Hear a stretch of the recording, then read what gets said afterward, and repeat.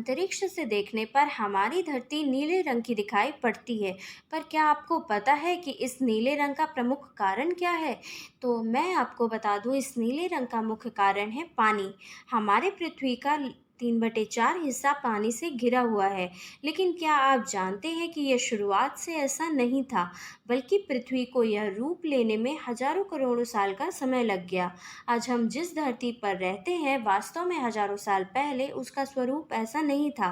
हमारी पृथ्वी एक जलते हुए आग के गोले की तरह थी, जो वक्त के साथ ठंडी होती चली गई। वक्त के साथ साथ हमारी पृथ्वी पर बदलाव हुए और पृथ्वी पर वातावरण और अन्य सभी प्रकार के जीवों की उत्पत्ति हुई। लेकिन हमारा ब्रह्मांड अनंत है और जब भी कोई खोज होती है, कुछ नया ही जानने को मिलता है। इस तरह से हमारे पृथ्वी पर उपस्थित समुद्र, जिनकी गहराई को आज तक कोई भी नहीं नाप सका है, और इसकी गहराई को जानने के लिए आज भी वैज्ञानिकों द्वारा शोध किया जा रहा है। हेलो एवरीवन, मैं आकृति अग्रवाल आज आपके सामने एक नया वीडियो लेकर उपस्थित हूँ। आज के वीडियो में हम बात करेंगे हमारे पृथ्वी पर उपस्थित समुद्रों के बारे में, इनकी उत्पत्ति कैसे हुई, ये कितने प्रकार के होते हैं और सभी कुछ के बारे में तो डिटेल में। तो बिना देर के वीडियो को शुरू करते हैं और जानते हैं पृथ्वी पर समुद्रों की उत्पत्ति आखिर कैसे हुई। आज से लगभग 4.5 बिलियन साल पहले जब धरती का जन्म हुआ था, तो वह आग के जलते हुए गोले की तरह थी, जो कि वक्त के साथ धीरे धीरे ठंडी होने लगी। उसके बाद उसके आसपास धूल से बने बादलों का निर्माण होने लगा, जिन बादलों ने पूर्णतः पृथ्वी को ढक लिया, जिस वजह से पृथ्वी पर सूरज की रोशनी भी नहीं पहुंच पाती थी। समय के साथ साथ बादल भारी होने लगे और पानी के रूप में धरती पर बरसने लगे। लेकिन पृथ्वी की सतह के गर्म होने के कारण यह पानी की बूंद दोबारा से भाप बनकर उड़ जाती और फिर से बादल का निर्माण करती, जिस प्रक्रिया की वजह से कई साल तक धरती पर मूसलाधार बारिश होती रही। धीरे धीरे हमारी पृथ्वी ठंडी होने लगी और पानी के वाष्पन की प्रक्रिया रुक गई। बारिश का यह पानी धीरे धीरे पृथ्वी पर इकट्ठा होने लगा और समुद्र का रूप लेने लगा। वर्तमान में यही समुद्र धरती के 3/4 हिस्से में फैला हुआ है, जिसका मतलब है हमारी पृथ्वी का लगभग 71% भाग पानी से घिरा हुआ है। जिसमें से अगर बात करें महासागरों के पानी की, तो लगभग 96.5% पानी महासागरों का ही है। अगर बात करें हमारे पृथ्वी पर कितने प्रकार के महासागर हैं, तो हमारे पृथ्वी पर 5 प्रकार के महासागर उपस्थित हैं, जिसमें से पहला है प्रशांत महासागर, दूसरा अंध महासागर, तीसरा हिंद महासागर, चौथा उत्तरी ध्रुवीय महासागर और पांचवा अंटार्कटिक महासागर।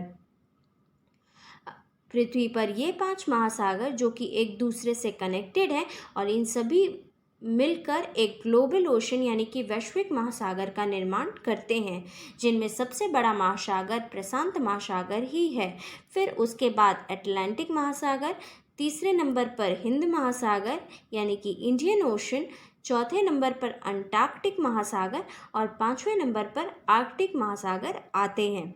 अगर बात करें इन महासागरों के बारे में डिटेल में, तो संसार का सबसे बड़ा महासागर और गहरा महासागर प्रशांत महासागर है, जो कि 750 मिलियन साल पहले अस्तित्व में आया।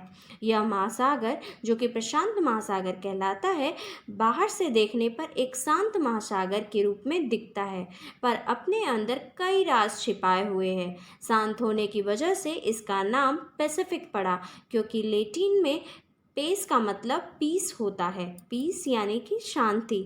यह महासागर अमेरिका और एशिया को अलग करता है। इस महासागर पर कनाडा, यूएसए, चीन, ऑस्ट्रेलिया और जापान सहित 55 देशों की सीमाएं हैं।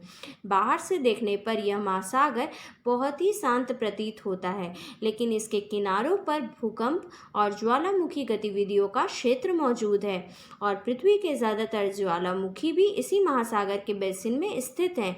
यहाँ लगभग 25,000 आइलैंड्स स्थित हैं, यानी कि सबसे ज़्यादा द्वीपों वाला महासागर भी यही महासागर है। इस महासागर में न जाने कितने ऐसे समुद्री जीव रहते हैं जिसमें इंसानों के लिए सर्वाइव करना लगभग नामुमकिन है।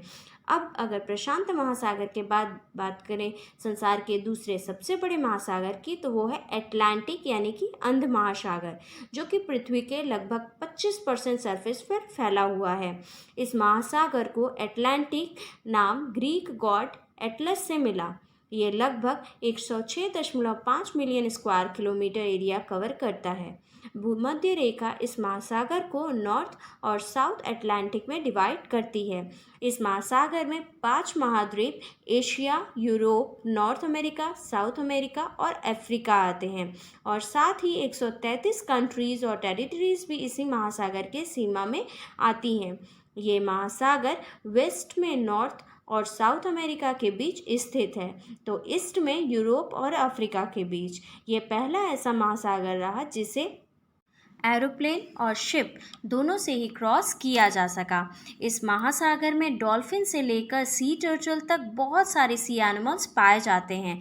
इस महासागर में अमेज़न, मिसिसिपी, कॉन्गो जैसी बड़ी नदियाँ गिरती हैं और इसीलिए इसे थर्स्टी ओशन भी कहा जाता है। पहले यह भी माना जाता था कि इस महासागर में बहुत सारी दुर्घटनाएं होती हैं और यह महासागर लोगों में डर पैदा करता है, इसलिए इसे सी ऑफ डार्कनेस यानी कि अंध महासागर कहा जाने लगा। जिस बरमूडा ट्रायंगल में कई हवाई जहाज और जहाज मिस्टीरियसली गायब हो जाते हैं, वो भी इसी महासागर में उपस्थित है। साथ ही साल 1912 में टाइटैनिक जहाज डूबने की घटना भी इसी महासागर में हुई थी।